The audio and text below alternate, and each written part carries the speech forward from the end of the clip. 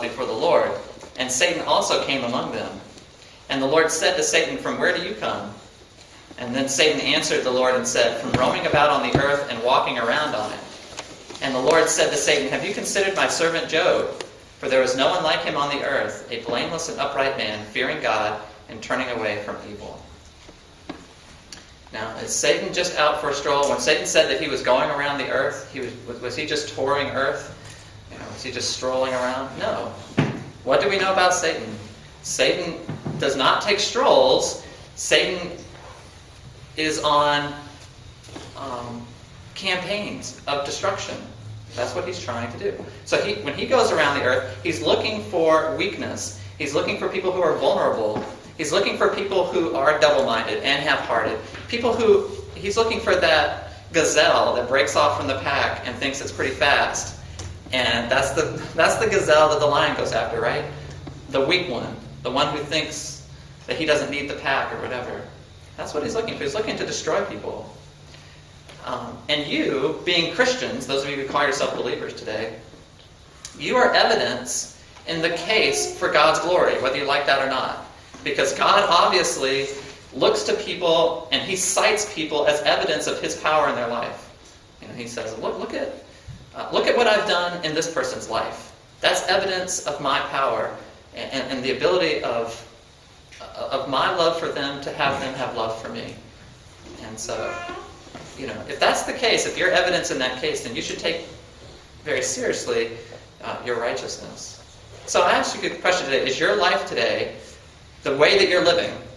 And I'm not talking about the way that you're living to your neighbors or to your coworkers and so on and so forth, but I'm talking about, in heaven, they have all the surveillance tape that they need. Okay, they don't have problems with knowing what you're doing. So in the conversation between Satan and God, where they're able to see what everybody else cannot see, are you confounding Satan by the way that you're living? And are you pleasing God? Or are you upsetting God and vindicating Satan in his opinion of God's power in the lives of those that he has called? Well, I want you to understand, when God called Moses to go before Pharaoh, and he told Pharaoh, and he said, "Moses, I want you to go to Pharaoh, and I want you to demand that my people go." And you remember when Moses said, "I don't think I can do that. I don't think that'll work." And God said, "Is it you that are freeing the Israelites, or is it me?" And so when Moses went to Pharaoh, he was not going because under Moses' power and strength, but it was God's. And so when Moses did what God told him to do, it was vindicating God. Okay. In the same way, when Elijah went on Mount Carmel, Elijah's pride and Elijah's reputation was not on the line, but God's was, because he was working for God.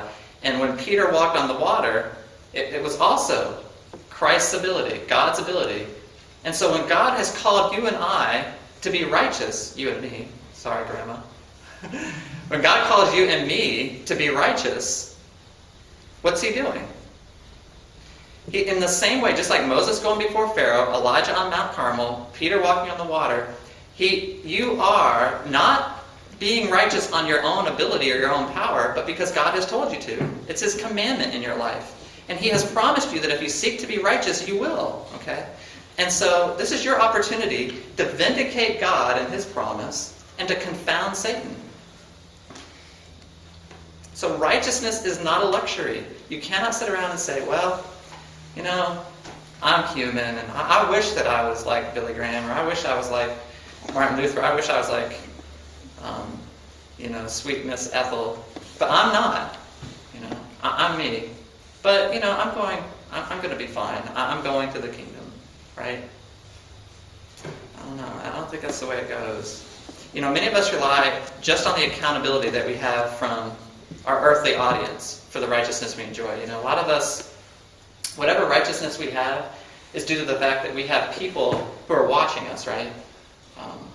And if we lived all by ourselves, we might be really crazy.